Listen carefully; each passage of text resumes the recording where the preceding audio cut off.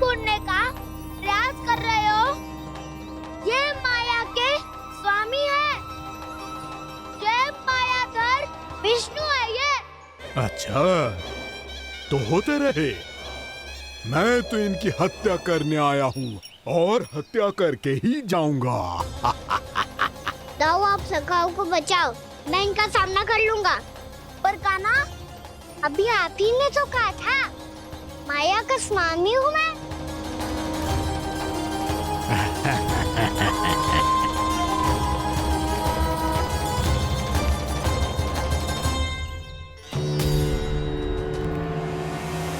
ये तो मथुरा का व्यापारी है। इसको अर्थ वो जो था वो सच में छलिया हो तो कहीं वो नंदमोहन तो ना पहुंच गो। हमें शीघ्र ही गांव जाना पड़ेगा और सबको सावधान करना पड़ेगा। चल।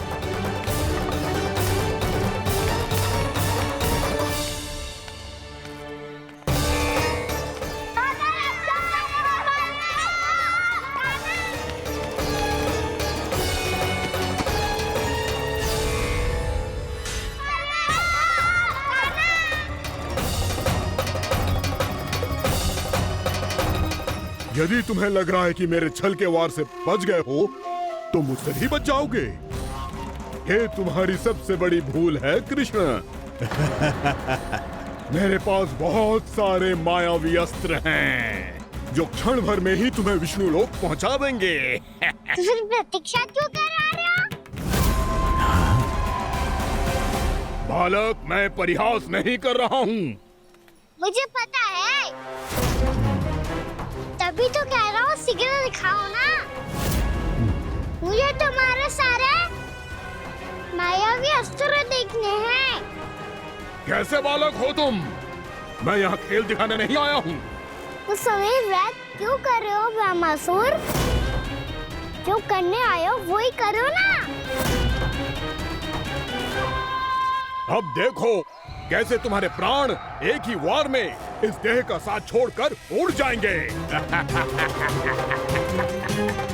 मेरी मायावी अग्नि तुम्हारे भोले भाले से इस मुख को जलाकर भस्म कर देगी।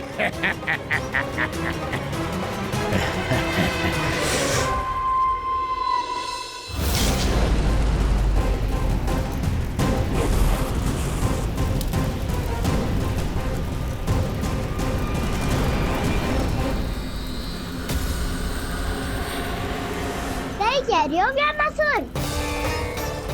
भोला भाला तो दिखता हूँ मैं, मैया भी यही कहती है।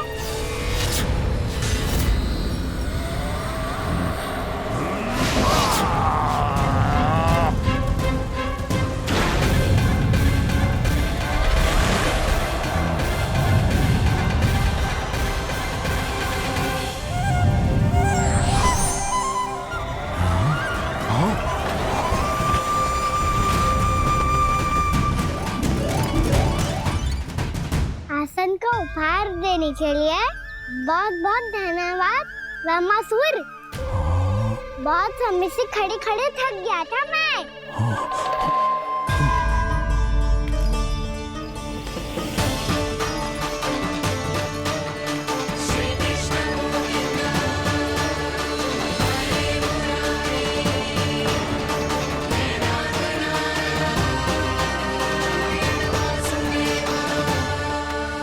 अगला अस्त्र दिखाओ ना। तुम्हारी यही जिज्ञासा आज तुम्हारा अंत करने में सहायक बनेगी मूर्ख बालक।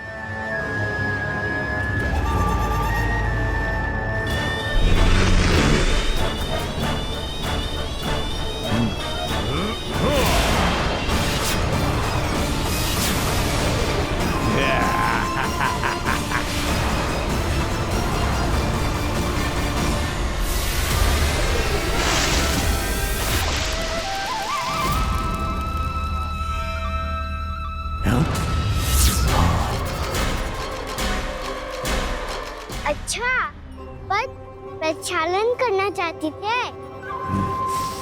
तो पहले क्यों नहीं बताया? मुस्कुराना बंद करो। तुम्हारी ये हंसी मुझे कांटों की तरह चुभ रही है। पर मैया तो कहती है कि मेरी मुस्कुराहट फूलों की तरह है।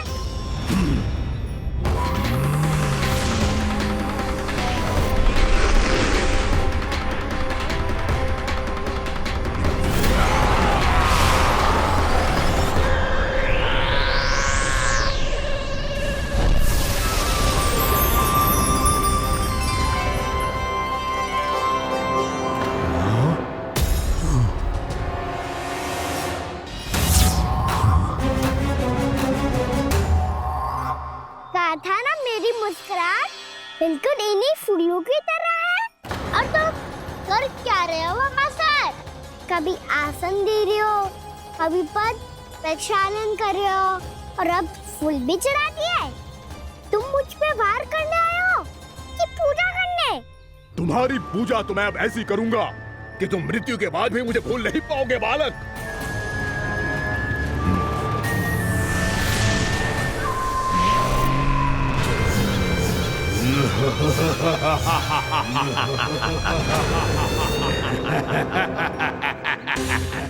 कान्हा, ये चट्टान तो मुझसे हिल ही ना रही।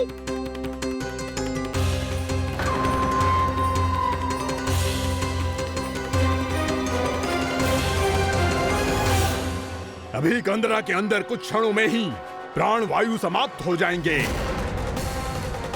तुम्हारे सारे सखा एक एक कर अपने प्राण त्याग देंगे और तुम्हारा वध करूंगा मैं।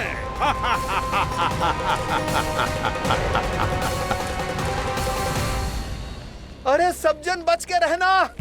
छलिया आया हुआ है वृंदावन में। अरे छलिया आ गया है। वृंदावन में मायावी छलिया। अरे क्या हुआ? कौन छलिया? मायावी छलिया, सबको छलता है वो। हाँ, कुछ भी कर सके है वो। बहुत भयानक। अरे भानु ठहर जरा, क्या हुआ? बहुत भयानक है वो, बच के रहना सब लोग। अरे भेष बदल ले तो है वो। हाँ। क्या हुआ? छलिया है वो। अरे मेरी बात तो बताओ। रानी भाभी, रानी भाभी, कान्हा घर पर ही है ना? ऐसे भड़बड़ा क्यों रहे हो? कोई भूत देख लियो है क्या? भूत ना भाभी, छलिया से भेंट हो गई। सच्ची का मायावी छलिया है भाभी। क्या उल्टा सीधा बोले जा रहे हो? ठीक से बताओ। अब बोलो भी। वो कान्हा के पीछे पड़ो है वो। मेरे लल्ला के पीछे?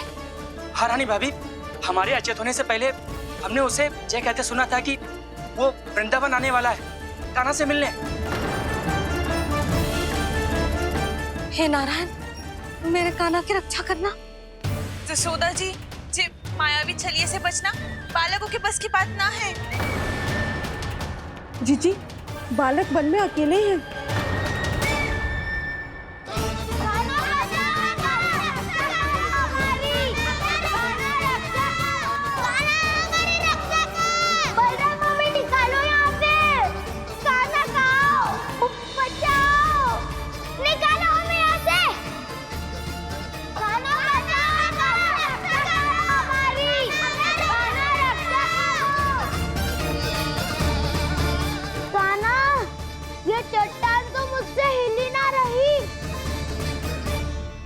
यदि मैं माया का स्वामी हूँ तो आप भी बल के स्वामी हो। ताऊ, अपनी क्षमता, अपना सामर्थ्य स्मरण करो।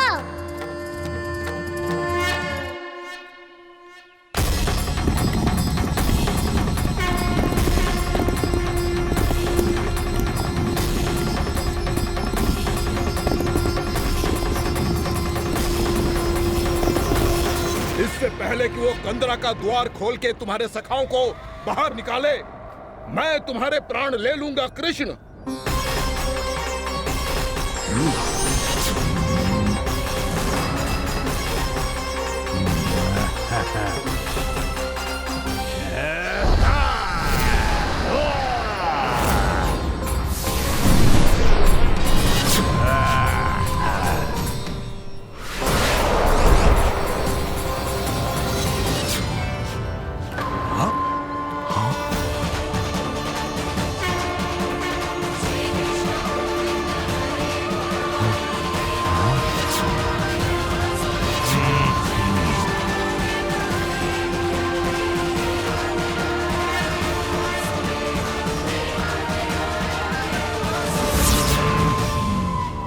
कितनी पूजा करोगे ब्रह्मासुर?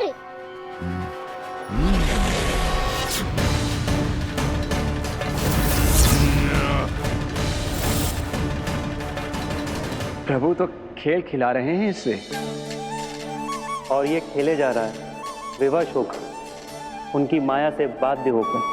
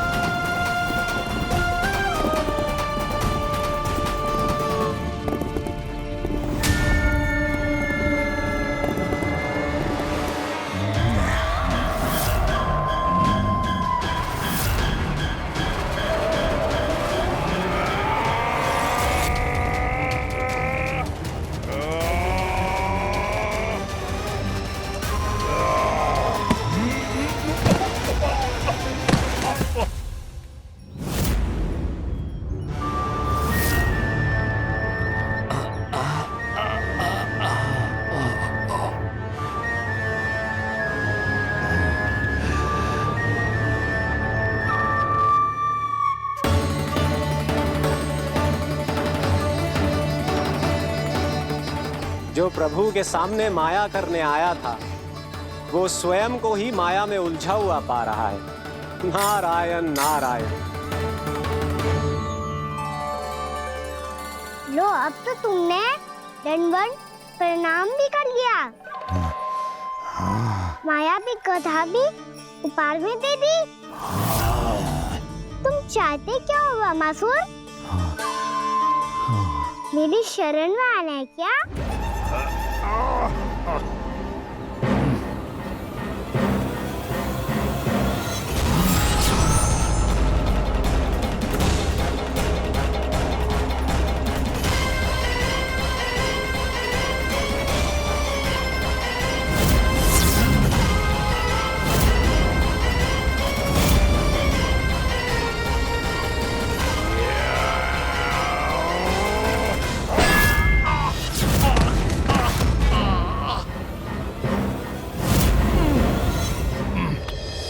सोच विचार का समय ना है हमारे पास। अपने बालकों की रक्षा के लिए इसी क्षण में निकलना होगा। और वो छलिया किसी का भी रूप धारण कर सकते हैं। सुलक्षणा तेरा, शांति तेरा या मेरा, किसी का भी रूप धारण करके हमें भ्रमित कर सकते हो। इसीलिए हमें सतर्क रहना होगा। समझ आई? चलो।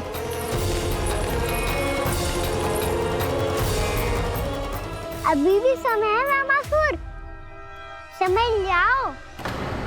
यदि मैया आ गई तो बात गड़बड़ हो जाएगी।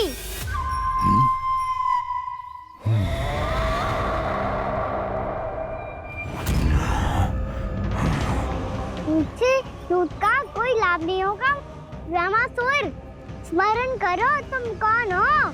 मायासुर का पुत्र हूँ मैं, अपने स्वामी महाराज कंस का सेवक हूँ, और तुम्हारा हूँ मैं काल।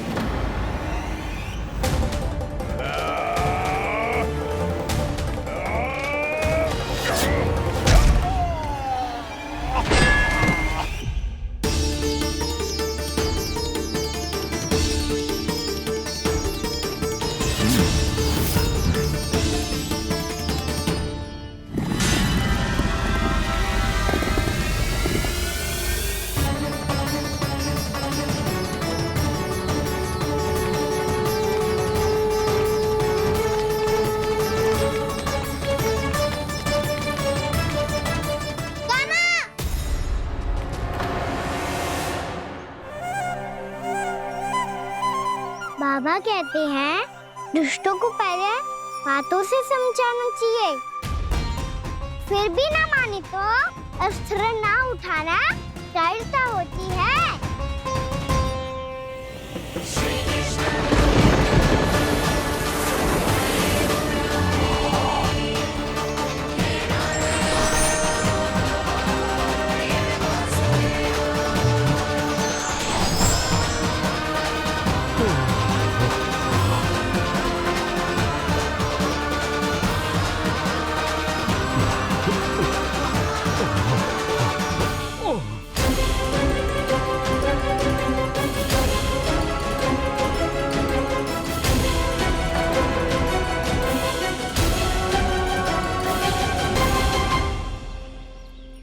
पता था मुझे, अपने बाबा के स्वरूप को हानि नहीं पहुंचाओगे। सही कही तुमने।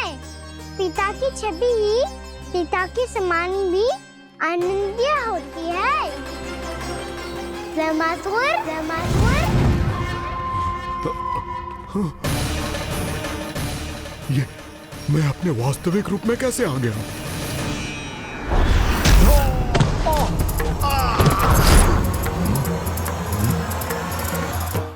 मेरे बाबा का स्वरूप नहीं लेना चाहिए था तुम्हें। मैया ने सिखाया है भूल को क्षमा किया जा सकता है, पर जानबूझ के किए गए अपराध के लिए दंड ही एकमात्र विकल्प होता है। ये बार बार अपनी मैया का नाम ले रहा है। यदि मैं वो स्वरूप लूं तो अपनी मैया पर वार नहीं कर पाएगा ये।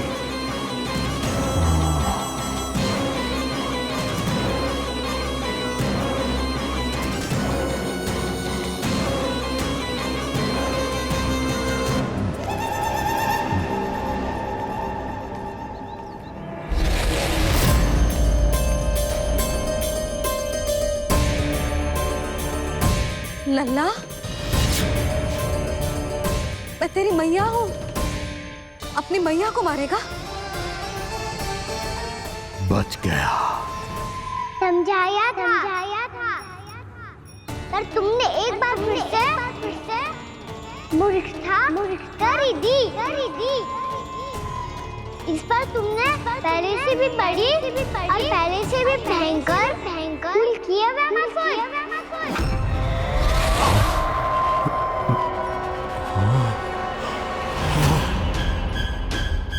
ये क्या हो रहा है मुझे? बार बार मेरा रूप क्यों बदल रहा है?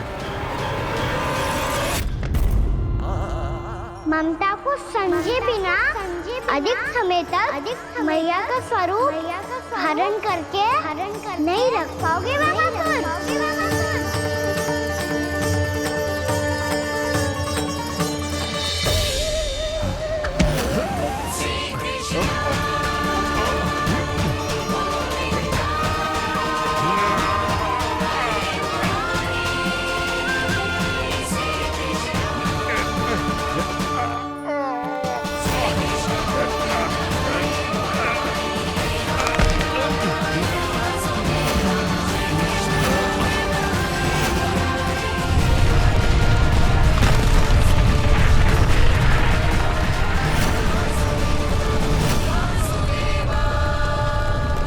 प्रभु के क्रोध से धरती भी कांपने लगी है।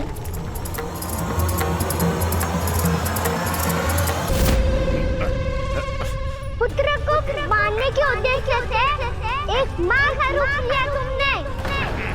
ये ममता का और मेरी मैया का घोर अपमान है रामासुर।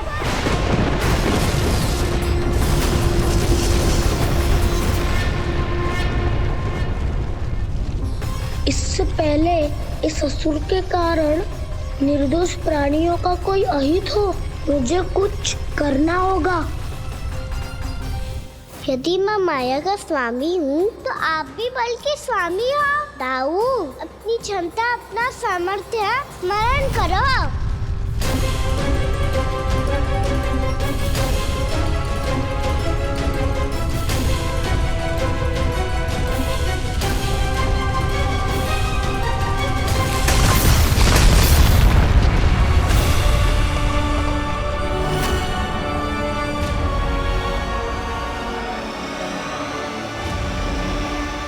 अद्भुत बलदाऊ, अद्भुत।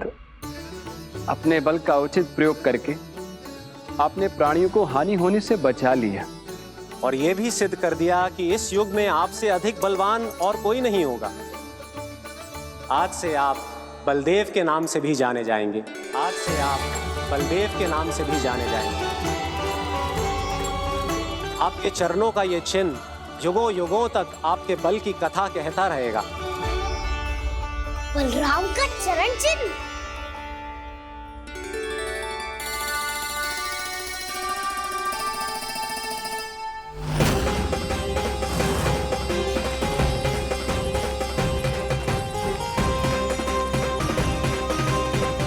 मेरी माया से आज तक कोई नहीं बच पाया है। एक बार मुझे छोड़कर देखो, फिर पता चलेगा कि मैं हूँ कौन। पहले ये तो देख लो कि मैं कौन हूँ।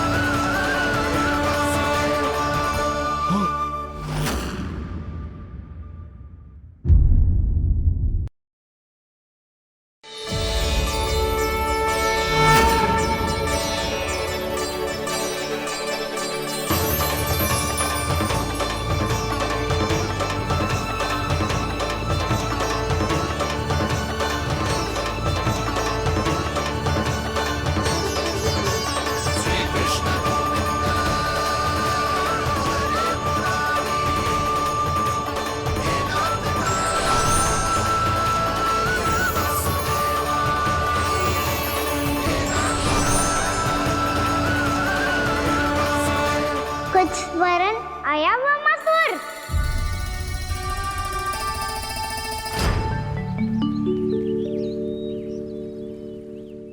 बहुत समय पहले की बात है। बहुत बड़े भूमाकर राज करते थे तुम्हें महान राजा भीमम के नाम से जाना जाता था। सब कुछ था तुम्हारे पास, पर शांति नहीं थी। इसीलिए शांति की खोज में अपना संपूर्ण राज अपने पुत्रों को सौंप कर मलय पर्वत की ओर चल दिए। अनेक वर्षों की तपस्या के बाद तुम्हारे तप की कीर्ति चारों ओर फैलने लगी और फिर सच्चे तपस्वी के रूप में तुम्हारी ख्याति से प्रभावित होकर महर्षि उलट तुमसे भेंट करने आए। राजा भीमरथ, आपने ईश्वर की प्राप्ति के लिए सब कुछ छोड़ दिया, पर अपना अभिमान नहीं छोड़ पाए। इसीलिए मेरे आगमन पर सम्मान के साथ खड़ा होना तो दूर, मेरा अभिवादन भी नहीं किया। अभिमान तपस्वी का गुण नहीं होता है राजन, अभिमान राक्षसी गुण है। इसलिए मैं आपको श्राप देता हूं कि आप अगले जन्म में एक राक्षस के रूप में जन्म लेंगे, एक राक्षस के रूप में जन्म लेंगे। मुझे क्षमा कर दीजिए महर्षि, मैंने जानबूझकर आपका अपमान नहीं किया है। मैं तो यहाँ पर शांति की खोज में आया था। अपने भीतर के संसार में गहरे सोच विचार में डूबा हुआ था मैं।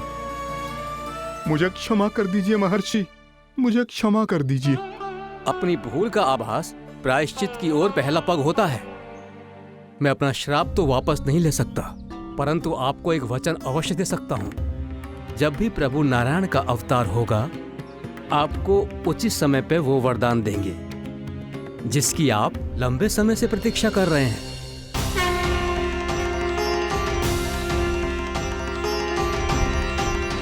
प्रभु, आपने मेरी आंखें खोल दी। अब मुझे पता चल गया है कि आप कौन हैं और मैं कौन हूँ। इसलिए आप मुझ पर कृपा करके अपने चरणों में स्थान दे दीजिए। मुझे वो शांति प्रदान कीजिए जिसकी खोज में मैं वर्षों से भटक रहा हूँ। शांति तो मोक्ष में ही है, इसीलिए मैं तुम्हें मोक्ष का वरदान देता हूँ।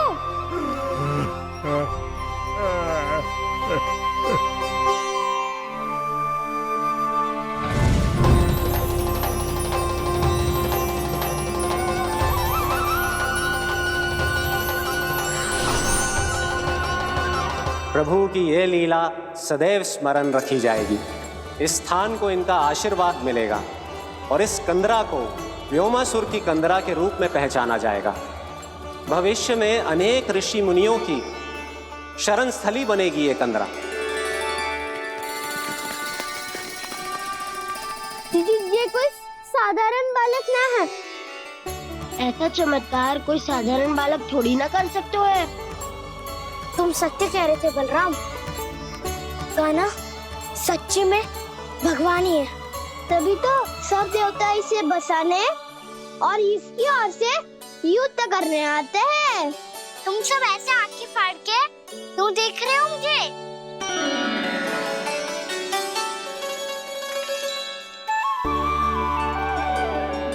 बलराम, तुम बलवान हो और कान्हा भगवान है। दूर दूर तक कोई दिखाई न दे रहा है। ना जाने किस हाल में होंगे बालक। कहीं हम ही तो मार्ग ना भटक गए शीघ्रता के चक्कर में। अब तो एक पग भी ना चलो जा रहे हो। जल, किसी के पास जल है क्या? कंठ तो मेरा भी सूख रहा है मौसी। भाभी, निकट ही जमुना जी है, कहूँ तो वहाँ से जल ले आओ। मैं भी जा रही हूँ भाभी, एक से भले दो। हाँ चल, शीघ्रता से आओ। हाँ।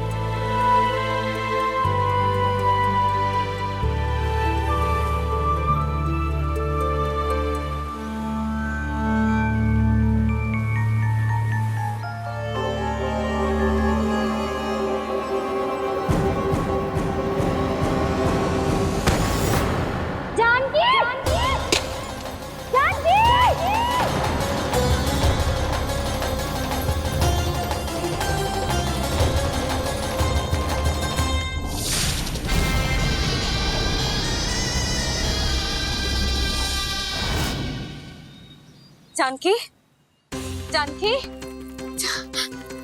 क्या होगा इसे?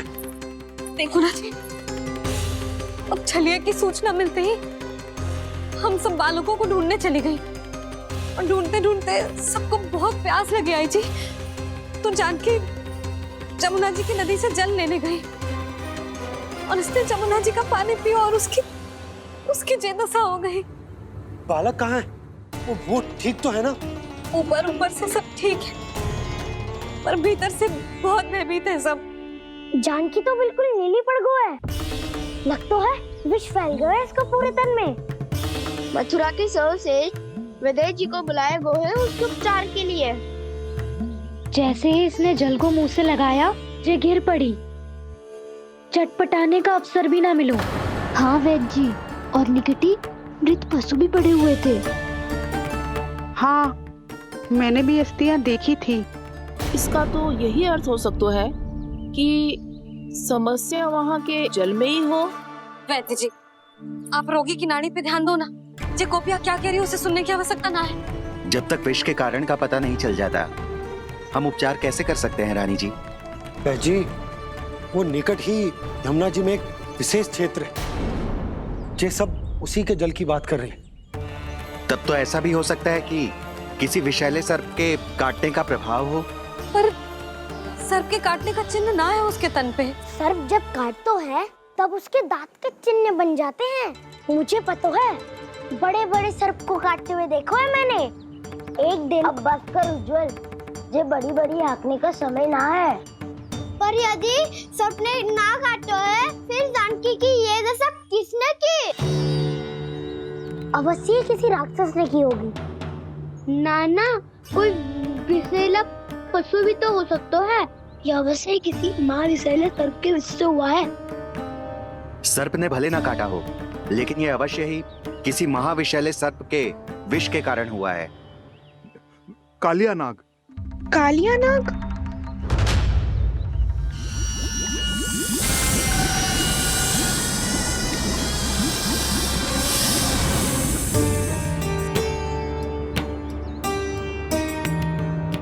संकेतों से तो ऐसा लगता है कि जानकी ने कालिया नाग के क्षेत्र के विशाल जल पी लियो है। कालिया नाग एक लोक सुरती है, कल्पना में गढ़ी हुई एक कथा, और कछु न है। हमें जाके पता लगाना पड़ेगा। पर हमें वहां जाने से मना किया है ना बड़ों ने। उज्जवल सही कह रहे हो है। इस समय जानकी के स्वास्थ्य से अधिक महत्वपूर्ण और कछु ना है। जानकी हमारे लिए ही जलाने गई थी जी। ना मैं उसे जाने देती ना जैसा वो तो। वैद्य जी, आप शीघ्र कछु करो, कैसे भी कछु भी करो, पर इसके प्राण बचा लो। यशोदा, धैर्य रखो, श्री नारायण पर विश्वास रखो, वो सब ठीक कर देंगे।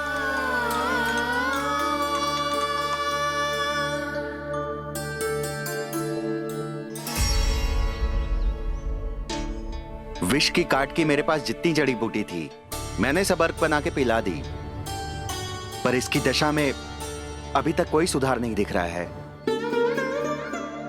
यह अंतिम जड़ी बूटी है।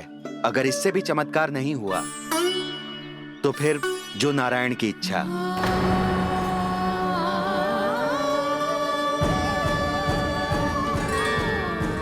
पर कोई तो उपाय होगा जानकी को बचाने का। कान्हा, यदि तुझे किसी औषधि के बारे में पता है, हमें बता दे, हम जाके ले आएंगे।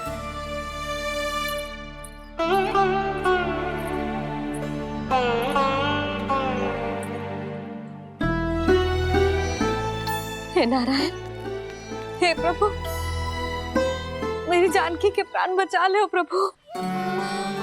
या तो मैं अपने आप को कभी क्षमा न कर पाऊंगी। ये सारी मेरे ही कारण बनाई थी। उसकी रक्षा करो प्रभु, मेरी पुकार सुनो। कान्हा, तूने हमें वत्सासुर से बचाया था ना? और बकासुर से भी तो। और छलिया से भी तो तूने ही बचाया था ना हमें? क्या ऐसा कोई उपाय ना है जानकी को बचाने का? धनवंतरी,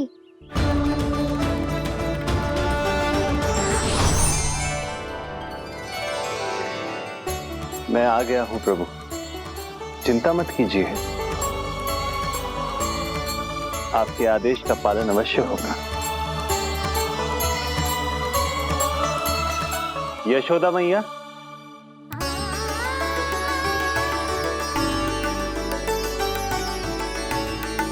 मैया आपको कोई पुकार रहा है।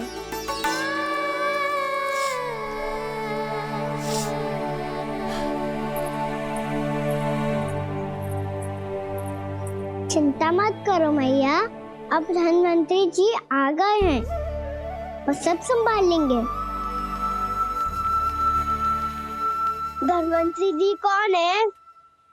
जिन्होंने संसार का आयुर्वेद दिया, आरोग्य के देवता, वे श्री नारायण के अवतार।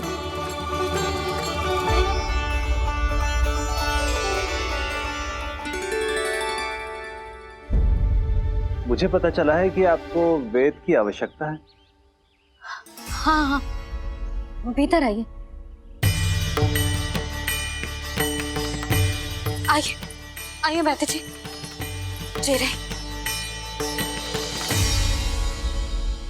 मथुरा का सर्वश्रेष्ठ वैद्य अर्थात मैं यहाँ आ चुका हूँ और रोगी को जितनी औषधि की आवश्यकता थी सब दे चुका हूँ। निश्चित रूप से आपने विष की काट के लिए बहुत ही उत्तम अर्क तैयार किया है, इसीलिए किसी और वैद्य की आवश्यकता नहीं है। किंतु आप अकेले कितना कुछ करेंगे वैद्यराज, मुझे अपना सहायक ही बना लीजिए। पर जो करना था मैं पहले ही कर चुका हूँ। हाँ, वो तो आप कर चुके हैं, बस रोगी के तन से विष निकालना शेष है ना वैद्यराज? हाँ हाँ, बस वही शेष है। इनके रक्त को विष रहित करने में मैं आपकी सहायता करूंगा। पहले ये संजीवनी मानी जाने वाली इन लाल फूलों की बूटी को भी घिसना है ना?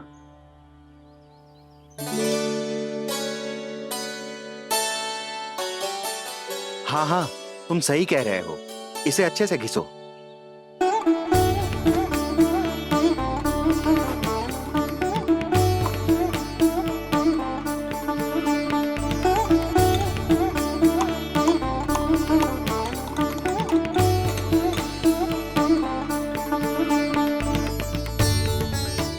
और ये नीले फूलों को भी तो मिलाना है ना? हाँ हाँ, अच्छे सहायक बन सकते हो तुम, ऐसे ही श्रम करते रहो।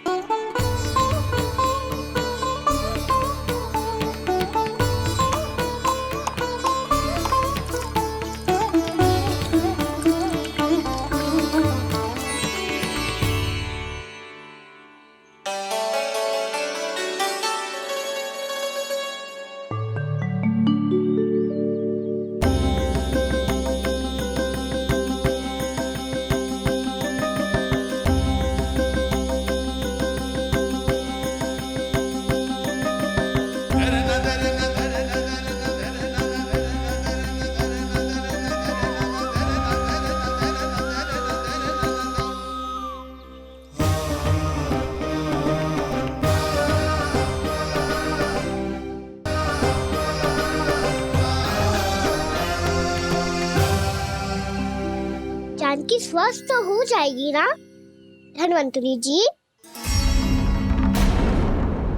धनवंतरी? प्रभु, अब मैं क्या करूं? आपने तो स्वयं ही मेरी पहचान उजागर कर दी। जी क्या करो कान्हा? आप सब ऐसे क्यों देख रहे हो? मैया कहती है ना, सभी वैद्य धनवंतरी जी का ही रूप होते हैं। वाह कृष्णा, चतुर तो हो तुम।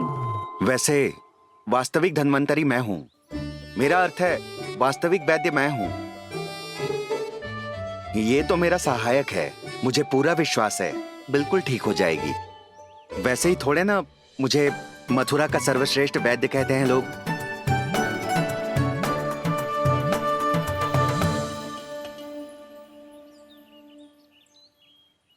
जसोदा भाभी, जशोदा जी, जानकी को चेतना आ गई। जानकी, जानकी, जानकी, तू ठीक है ना? क्षमा करना भाभी, मैं आपके लिए जल ना ला पाई। बस बहुत भूख लगी है। मैं अभी कछु लाती हूँ। जानकी, माखन खाओगी?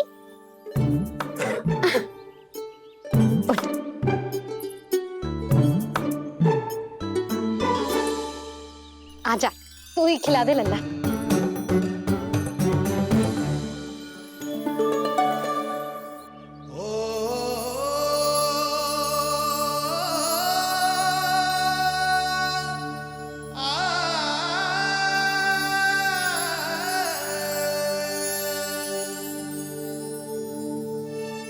तुम सब मेरे लल्ला को माखन चोर कहती हो ना? आज देखो, अपना ही माखन जानकी को खिला रहे हो।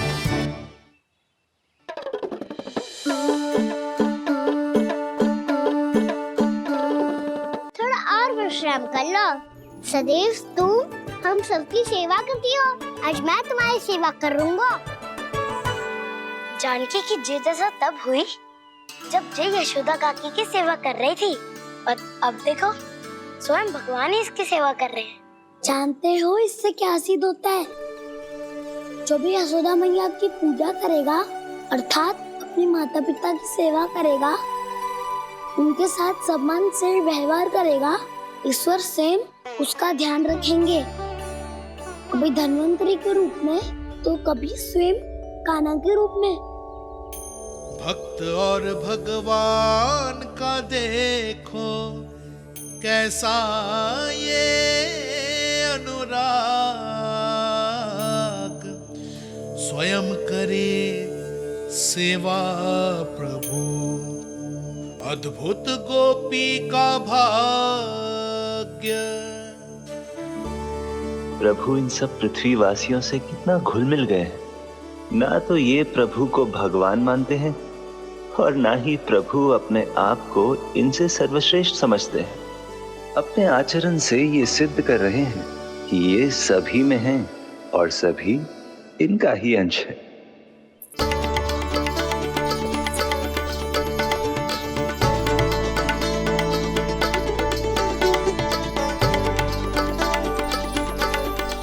प्रभु, अब मुझे जाने की आज्ञा दीजिए।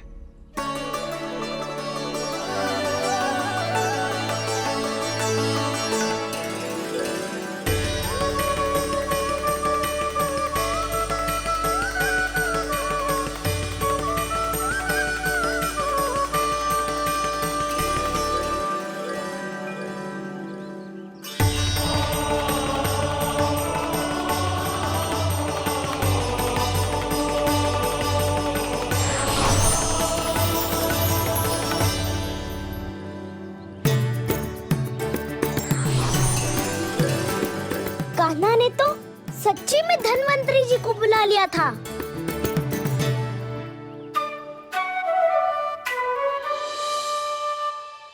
जब से कान्हा का जन्म हुआ है ना, मैं तब से देख रही हूँ, तब से हम पे कोई भी संकट आती है ना, तो अचानक से कोई अपरिचित हमारी सहायता करने आ जाता है, और जाते समय कान्हा की आज्ञा लेके जाते है, और कभी कभी तो इसे प्रभु बोल के जाते है। बाबा संभालो।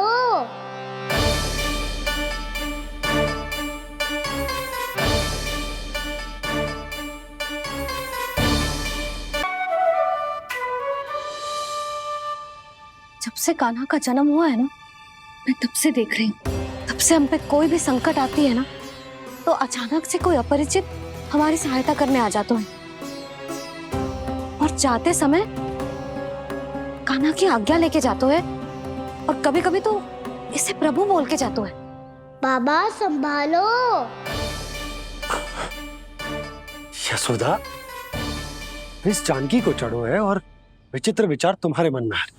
अरे सब जानते हैं कि हमारा परिवार राजसी, तुम्हें पता ना चलता हो वो, पर हमारे कान्हा को सब राजकुमार ही समझते हैं देखकर। इसीलिए उसे सम्मान देने के लिए सब ऐसा ही करते हैं, और कोई बात ना है।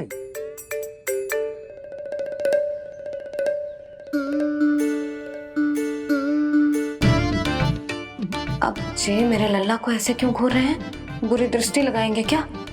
वैद्यराज जी, आपके सहायक तो गए, अब आप यहाँ क्यों? वो क्या है ना, मैं अपने रोगी का निरीक्षण करके पूरी तरह से संतुष्ट होकर ही जाता हूँ।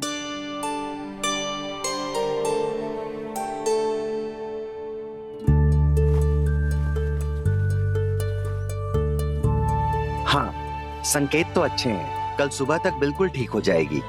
धन्यवाद वैद्य जी।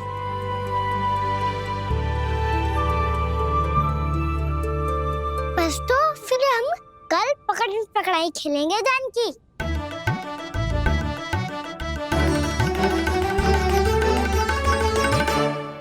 भानु, बंसी, जाकर उस क्षेत्र के चारों ओर बाड़ बनवा दो और वहां सूचना पट्ट भी लगा देना, ताकि जानकी के साथ जो हुआ है वो किसी और के साथ ना हो। शीघ्र जाओ। जी ठीक है।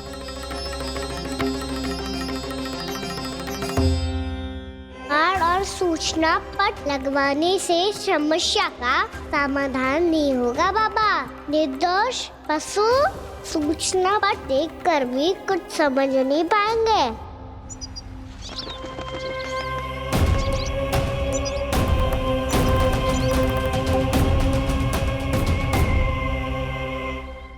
तो तुम्हारे कहने का अर्थ यह है कि व्योमासुर मारा जा चुका है और वो बालक अब भी जीवित है। हाँ महाराज, मैंने गोप बालकों को कहते सुना था कि कृष्ण ने छलिया को मोक्ष दे दिया है, पर वृंदावन सुरक्षित नहीं है महाराज। वो एक बहुत बड़ी समस्या से जूझ रहे हैं। कैसी समस्या? गांव के निकट क्षेत्र में किसी विषैले सर्प का निवास है। उसके विष का प्रभाव इतना भयानक है महाराज, जैसे विष ना हो, स्वयं हलाहल हो। मेरी कोई भी औषधि रोगी का उपचार नहीं कर पा रही थी। निकट के क्षेत्र में कहाँ है वो सर्प? गोप मानते हैं कि वो सर्प गांव के निकट यमुना नदी के जल में रहता है। मुझे तो लगता है महाराज, ये कालिया नाग की कथा कोई किंवदंती या लोक श्रुति नहीं, एक सच्चाई है, एक विषैली सच्चाई।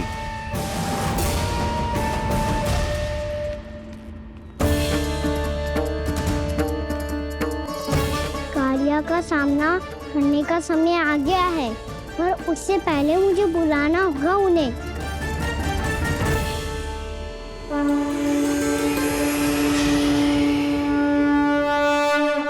संसार के दारुण भय का नाश करने वाले, सभी कष्टों का हरण करने वाले, विश्व का समस्त ऐश्वर्य प्रदान करने वाले, कमल जैसे लोचन, मुख और चरणों वाले आजानुभुज श्री राम को मैं बार बार नमस्कार करता हूँ। आपदामपहर्तारं दातारं सर्व संपदा लोकाभिरामं श्री रामं भूयो भूयो नमाम्यहम्। कागभूसोंडी कागभूसोंडी कागभूसोंडी। प्रभु क्षमा करें, मुझे जाना होगा।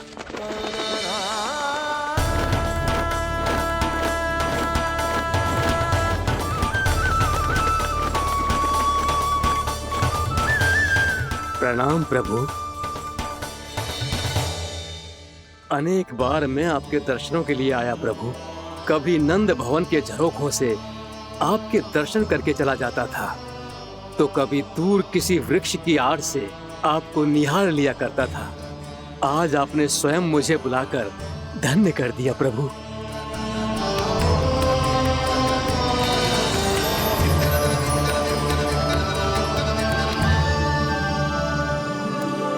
मैंने आपको यहाँ एक विशेष कारण से बुलाया है। आपके श्राप से इस कालिया नाग को मुक्त करने का समय आ गया है। ये तो बहुत ही उत्तम समाचार है प्रभु। इतने वर्ष बीत गए, मुझे आज भी स्मरण है वो दिन जब मैंने उन्हें श्राप दिया था। अपने क्रोध पर नियंत्रण खोकर बहुत बड़ी भूल कर दी थी मैंने प्रभु। बीती हुई घटनाओं पर दुखी होके कोई लाभ नहीं है। हमें भविष्य की ओर देखना होगा।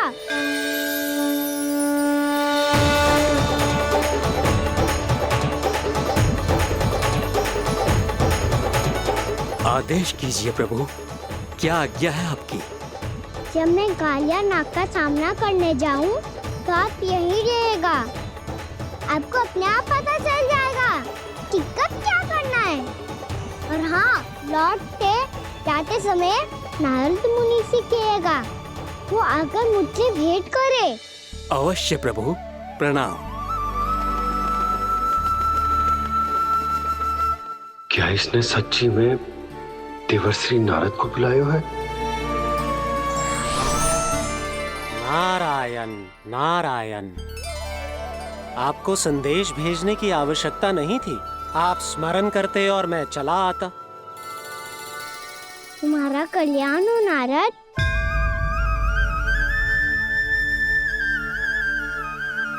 मैंने तुम्हें एक विशेष कार्य के लिए बुलाया है। आज्ञा दीजिए प्रभु। तुम्हें एक बार फिर कंस से भेंट करनी होगी। विचार कीजिए महाराज, क्या आप बिना किसी शंका के कह सकते हैं कि कौन सी पंखुड़ी पहली है और कौन सी 8वीं?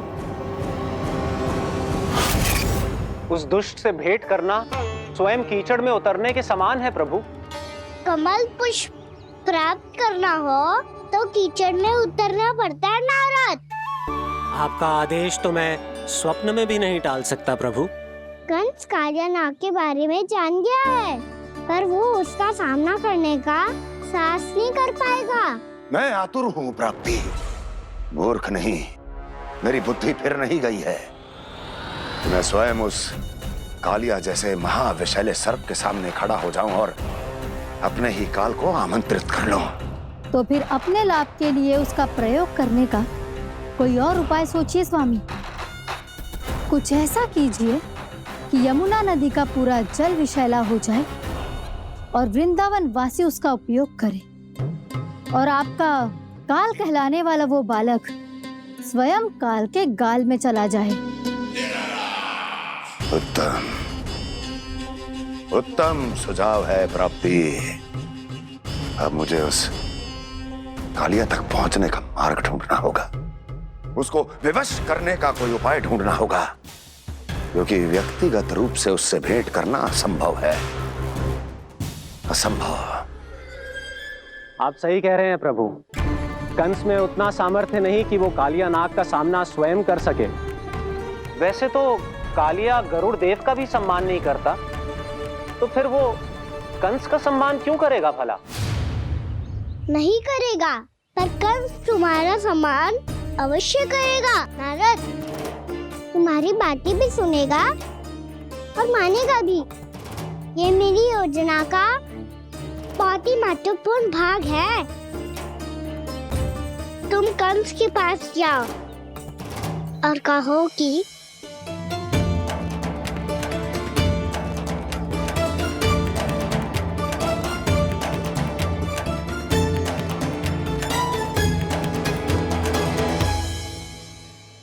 संतान अपने माता पिता को तीर्थ का सौभाग्य दिलाती, पर मेरा लल्ला कितना महान कि उसने हमारे घर को ही तीर्थ बना दिया। ऐसा तीर्थ जहां मेरी आंखों के सामने भक्त और भगवान का मिलन हो रहा है। जो आज्ञा प्रभु।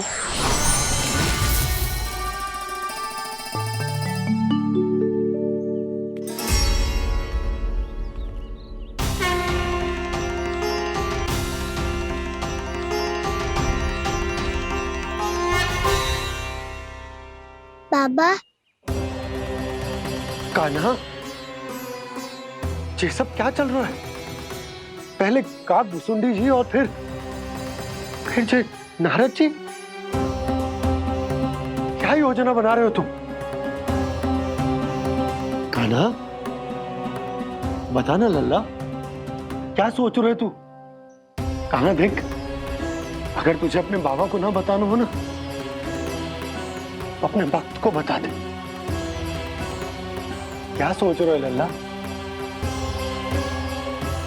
क्या करने वाले हो आप?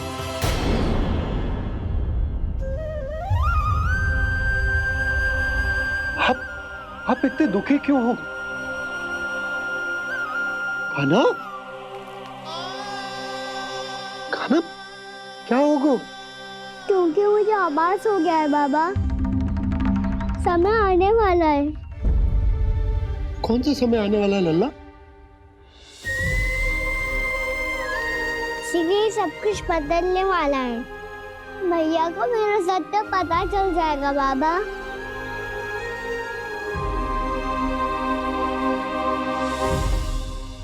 पर लल्ला, इसका काक भुसुंडी और कालिया नाग से क्या संबंध है? ऐसा क्या हुआ था और क्या होने वाला है?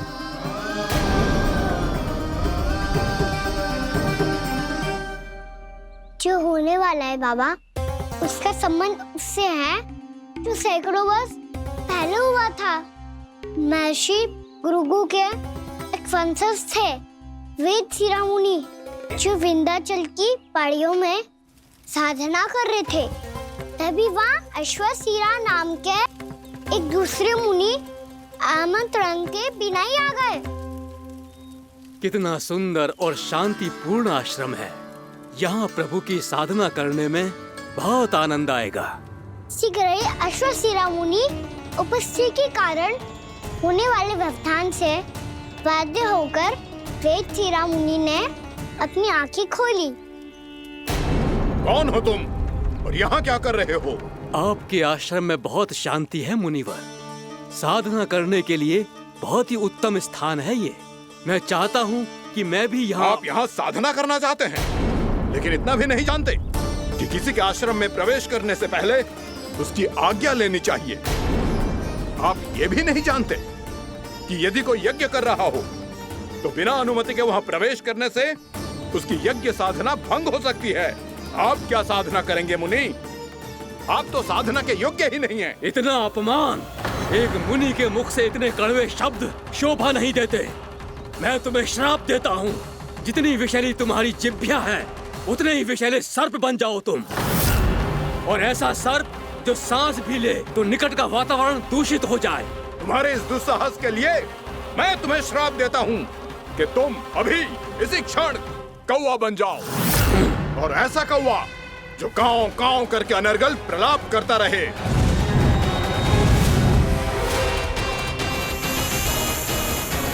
ये मैंने क्या किया? ये मैंने क्या किया?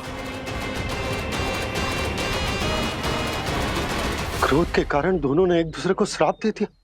पर दोनों ही मेरे भक्त थे, और भगवान होकर मैं अपने भक्तों को इतनी कठिनाई में कैसे देख सकता था। इसीलिए जिस संकट में उन दोनों ने अपने आप को फंसा लिया था, उसका समाधान करने में मैं उनके पास गया।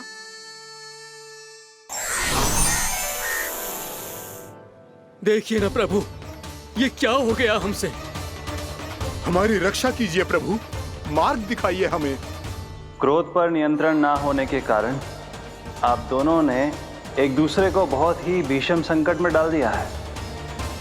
आप दोनों ही तपस्वी, तप के बल से दिए गए आपके श्राप को लौटाना भी संभव नहीं है। प्रभु कोई तो उपाय होगा, हम आपके शरण में हैं प्रभु। अपराध तो हमसे हुआ है प्रभु, पर अब आपसे ही आशा है। कुछ ऐसा कीजिए भक्त वत्सल, जिससे हम दोनों के श्राप का प्रभाव कुछ कम हो जाए। आप दोनों ही मेरे भक्त हैं, इसलिए आपकी पीड़ा का निवारण करने का एक उपाय है मेरे पास। वेद शिरोमणि, जब आप कालिया नाग बनेंगे तो आपको मेरे चरणों को अपने शीश पर धारण करने का सौभाग्य मिलेगा।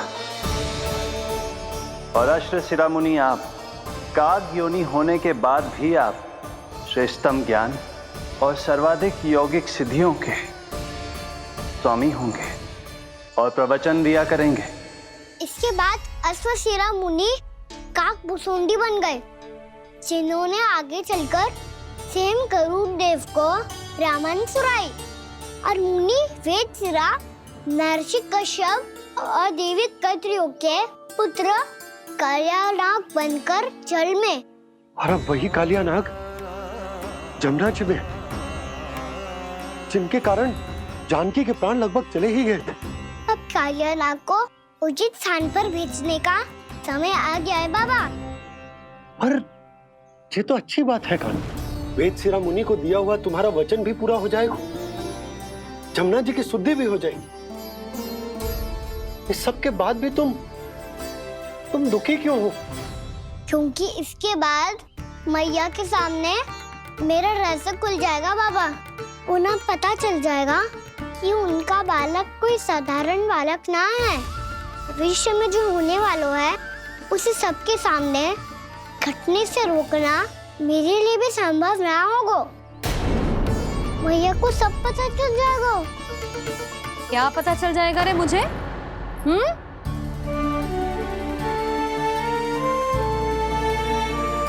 यही कि सबसे अधिक प्रेम मैं आपसे ही करता हूँ।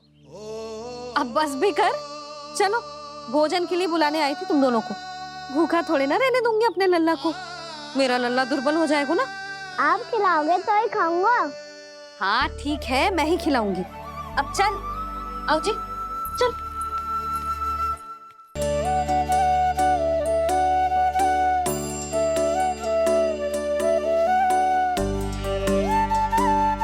मैया खेलो ना मेरे साथ। मैया सुनो ना, मेरी बात ना मानोगी? अभी बहुत कार्य पड़े लल्ला, देख जानकी को औषधि भी देने जानो है ना। औषधि मैं दे दूंगा, फिर तो खेलोगी ना मेरे साथ। पिछले कुछ दिनों से अपनी मैया का अधिक से अधिक प्रेम पाने का प्रयास करो है कान्हा। इसका तो एक ही अर्थ हो सकता है कि कछु बहुत बड़ो होने वालों है। कान्हा रुक जा लल्ला। कान्हा क्यों तंग कर रहा है? मैया को पहन लेना। कान्हा, कान्हा जी क्या करो तूने?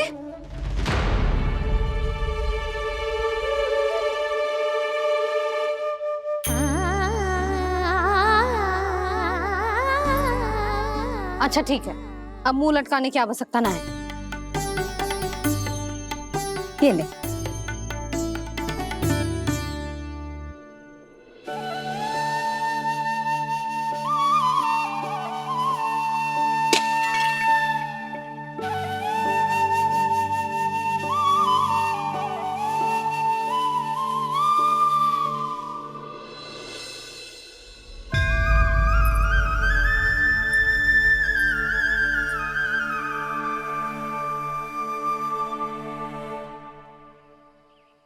तंग करे मैया को खिजाए, खेले रूठे मनाए, लीला अनोखी करके शरारत, कान्हा दंड भी पाए।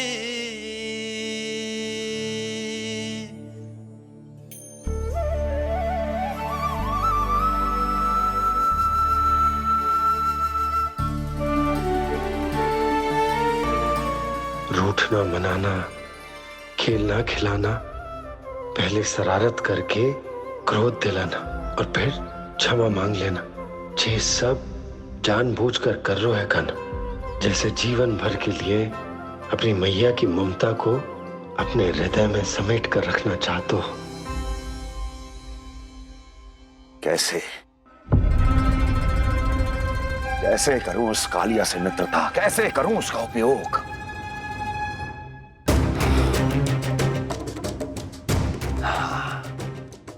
उस पर आक्रमण कर देता हूं और उसे किसी ना किसी तरह से यह विश्वास दिला देता हूं कि यह आक्रमण उस विष्णु अवतार ने किया है। फिर वो क्रोध में आकर सारे वृंदावन वासियों को अपने विष से समाप्त कर देगा। उचित है, ये उचित है। नारायण हरि, नारायण हरि।